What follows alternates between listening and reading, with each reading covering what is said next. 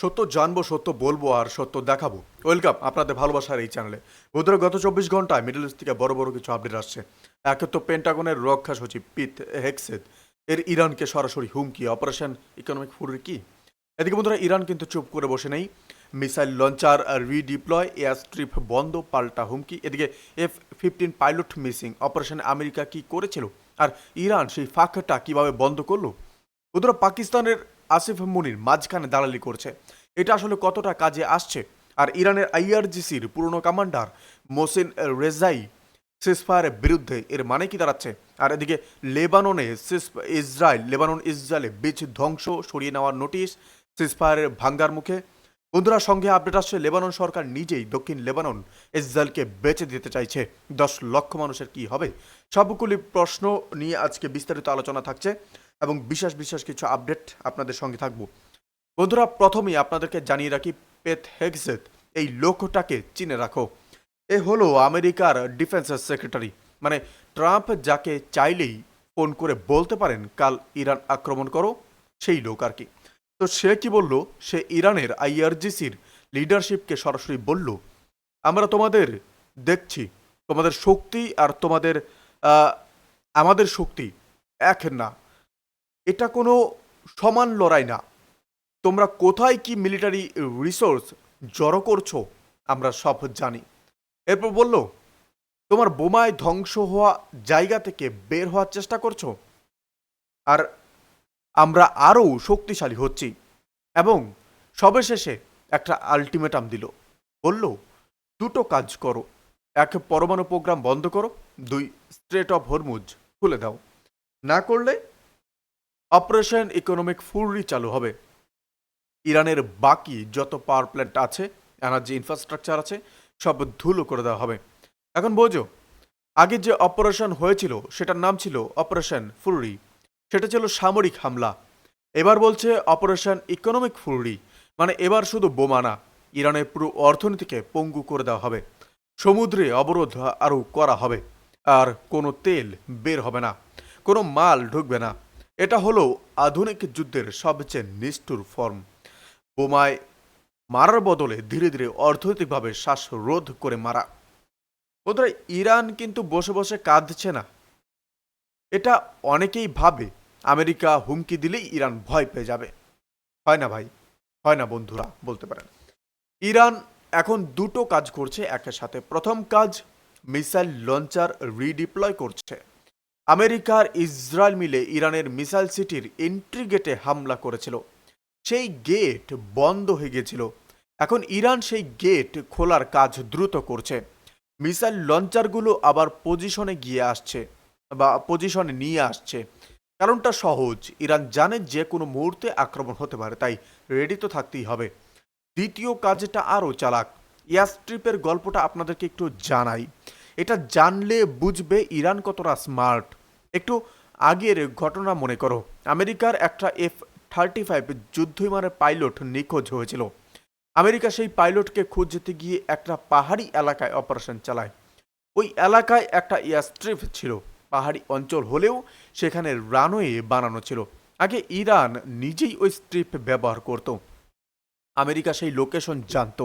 তো সার্চ অপারেশনের সময় আমেরিকা তার লড়াকু বিমান আর হেলিকপ্টার সেখানে ল্যান্ড করালো, সৈন্যরা নামলো, পুরো এলাকায় গ্রাউন্ড অপারেশন চালালো।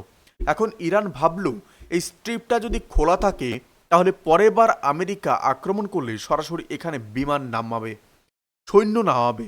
তাই ইরান কি করলো, স্যাটেলাইট ছবিতে দেখা গেছে ইরান ওই পুরো এয়ারস্ট্রিপের চারদিকে বড় বড় গর্ত করেছে। সেই গর্তের মাটি তুলে এনে রানওয়ের ওপর ঢেলে দিয়েছে, মাটির বড় বড় স্তূপ দিয়ে পুরো স্ট্রিপটাকে ব্লক করে দিয়েছে। এখন সেখানে কোনো বিমান ল্যান্ড করতে পারবে না। মানে বুঝলে, ইরান শুধু হুমকি দিচ্ছে না, মাঠে কাজ করছে, প্রতিটা সম্ভাব্য দুর্বলতা বন্ধ করছে। এটাকে বলে প্রিপেয়ার্ড ডিফেন্স বলতে পারেন। তো বন্ধুরা, আমেরিকা একদিকে যেমন হুমকি দিচ্ছে, ইরান প্রস্তুতি নিচ্ছে, আর মাঠে একটা ঠান্ডা যুদ্ধ চলছে বলতে পারেন এই সিজফায়ারের মাঝখানে।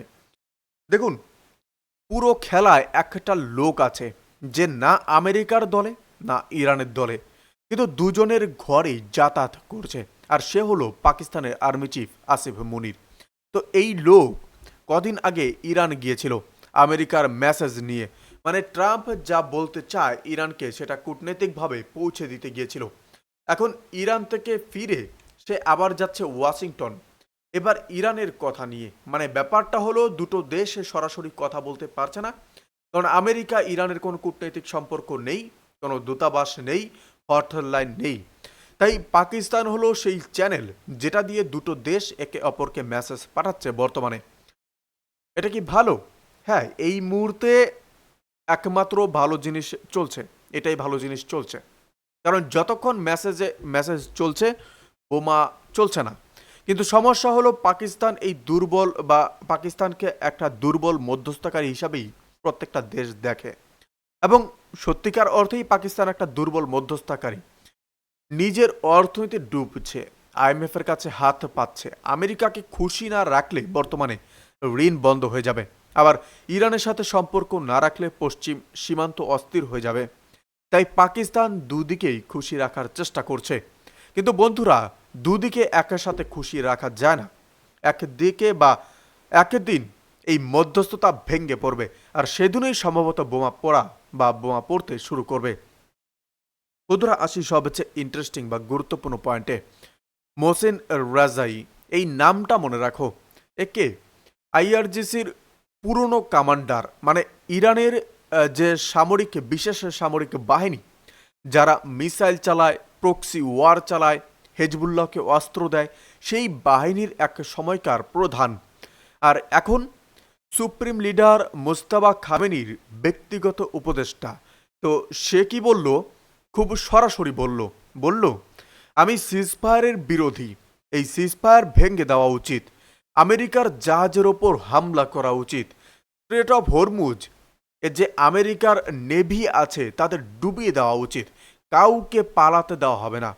এবং বলল আমাদের মিসাইল লঞ্চার এখনই আমেরিকার জাহাজের দিকে তাক করা আছে। এখন তুমি বলবে যে ভাই, এ তো পুরনো কমান্ডার, এখন ক্ষমতায় নেই, এর কথায় কি আসে যায়? এখানেই ভুল করো না বন্ধুরা।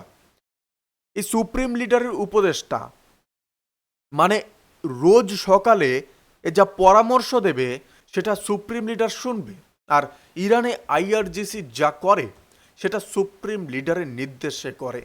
মানে এই লোক যদি প্রতিদিন কানে কানে বলে আক্রমণ করো, সিজফায়ার ভাঙ্গো, তাহলে একদিন না একদিন সেই পরামর্শ কাজে লাগবে।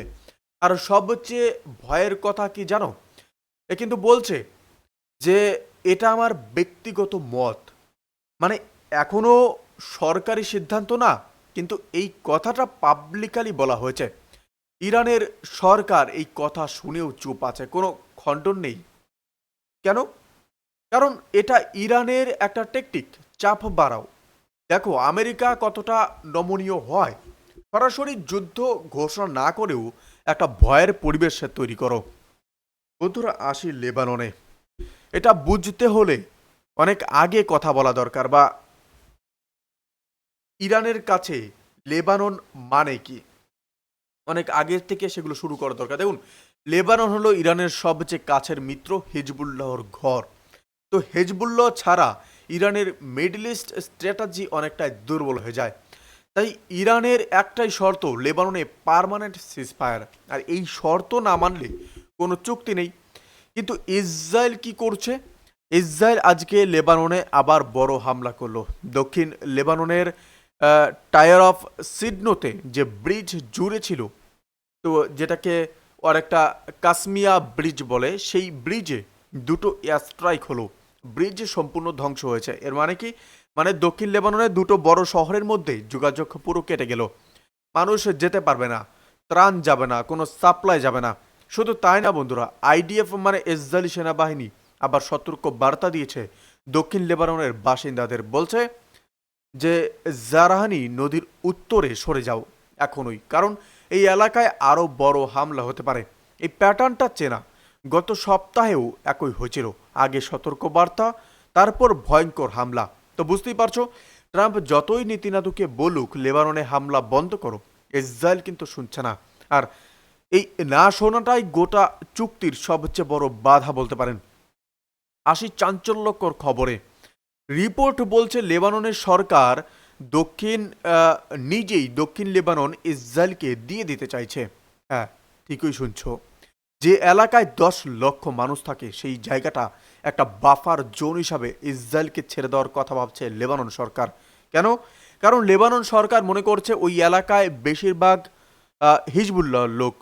তাই ওই এলাকাটা ইসরায়েলকে দিলে হিজবুল্লাহ সেখান থেকে সরে যাবে, ইসরায়েলি সেনা থাকবে। আপনাদেরকে একটা জিনিস বলে রাখি, হিজবুল্লাহ আর লেবানন সরকার দুটো বিপরীতমুখী। লেবানন সরকার হিজবুল্লাহর বিপরীতে আছে, আর হিজবুল্লাহ একটা পলিটিক্যাল দল, গ্রাউন্ডে বেসে কিছু সাপোর্ট আছে, আর ইরানের প্রক্সি গোষ্ঠী। আর দেখুন, আর লেবানন সরকার অন্তত বাকি দেশটা নিরাপদে রাখতে পারবে, সেটা লেবানন সরকার মনে রাখছে। এটা শুনতে যতটা সহজ, বাস্তবে ততটা সহজ না। 10 লক্ষ মানুষ কোথায় যাবে? তাদের বাড়ি, জমি, জীবন সব সেখানে। রাতারাতি রাতারাতি উঠে কোথায় যাবে? আর ইরান এটা কিছুতেই মানবে না, কারণ দক্ষিণ লেবানন হেজবুল্লাহর ঘাঁটি। সেটা ইসরায়েলের হাতে গেলে ইরানের পুরো পশ্চিমা প্রক্সি নেটওয়ার্ক দুর্বল হয়ে যাবে। তাই লেবানন সরকার যদি সত্যি এই পথে হাঁটে, তাহলে ইরান সরাসরি লেবানন সরকারের বিরুদ্ধে চলে যাবে, আর পরিস্থিতি আরও জটিল হবে। বন্ধুরা দেখুন, গোটা ছবিটা যদি আমরা দেখতে চাই, গত 24 ঘন্টায় যা যা রিপোর্ট বেসে আসছে, একদিকে আমেরিকা বলছে পরমাণু প্রোগ্রাম বন্ধ করো, নইলে সব গুড়িয়ে দেব। অন্যদিকে ইরান বলছে আমরা কিছুই বন্ধ করবো না, উল্টে আমরা আরও মিসাইল রেডি করব। মাঝখানে পাকিস্তান দৌড়াচ্ছে, কিন্তু সে কতক্ষণ দৌড়তে পারবে কেউ জানে না। লেবাননে বোমা পড়ছে, সিজফায়ার ভাঙছে, আর ইরানের রেড লাইন পেরিয়ে যাচ্ছে। লেবানন সরকার নিজেই ঘর বেচতে বসেছে। আর এই সব মিলিয়ে একটাই কথা বলার আছে, এই শান্ত যে একটা শোরগোল, শান্ত ভাবটা, এটা যুদ্ধের আগের একটা খামোশি বলতে পারেন, বা বলতে পারেন এক ধরনের তেজ। কবে শুরু হবে আবার যুদ্ধ, এটা দেখা যাবে। আর আমরা আপডেট নিয়ে অবশ্যই আসবো আপনাদের সাথে। বন্ধুরা, আজকের আপডেটগুলি কিরকম লেগেছে এবং কোন আপডেটটি সবচেয়ে বেশি আপনাদের ভালো লেগেছে অবশ্যই আমাদের কমেন্ট করে জানাবেন। ভালো থাকবেন, সুস্থ থাকবেন, ধন্যবাদ। দেখা হচ্ছে নতুন কোনো ভিডিওতে বা লাইভ স্ট্রিমে। আপনারা অবশ্যই চ্যানেলটিকে সাবস্ক্রাইব করে আমাদের